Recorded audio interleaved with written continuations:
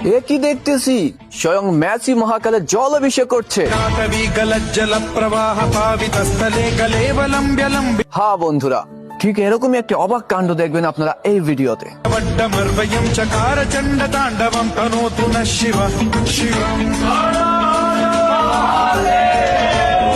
যেখানে সনাতন ধর্মের কিছু দুষ্টু লোক সনাতন ধর্মকে নিচু করার কাজে ব্যস্ত, সেখানে বিখ্যাত বিখ্যাত লোকেরা সনাতন ধর্মের সংস্কৃতি, সনাতন ধর্মের রীতিনীতিকে আগলে ধরে রাখে।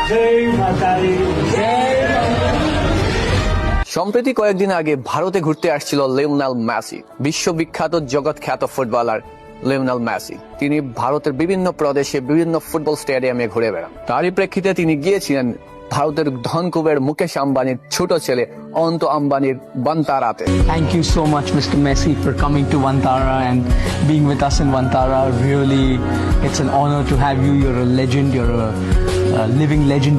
বান্তারা হচ্ছে বিভিন্ন পশু পাখির অভয়ারণ্য, যা ক্রিয়েট করেছেন অনন্ত আম্বানি। মেসি যখন সেখানে গিয়েছিল, অনন্ত আম্বানি তাকে রুদ্রাক্ষের মালা পরিয়ে অভ্যর্থনা জানিয়েছিল, আর সেখানে কপালে লাল টিকা পরে গলায় রুদ্রাক্ষ পরে মহাকালে জল অভিষেক করতেছিল লিওনেল মেসি। তারই সাথে পুজো করতে দেখা গেছে মাতা রানীরও।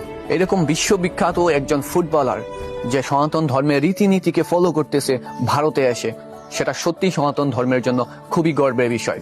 এই জন্য আঙ্গুল দিয়ে দেখিয়ে দিচ্ছে সনাতন ধর্মের কিছু দুষ্ট লোকেদের, যারা এই ধর্মকে, এই ধর্মের জন্মগ্রহণ করে এই ধর্মকে রেসপেক্ট করতে ভুলে গেছে, এই ধর্মকে ছোট করতেছে। আর মেসির এই কর্মকাণ্ড, মেসির এই ভিডিওটি তাদের সবার মুখে ঝামা ঘষা দিছে।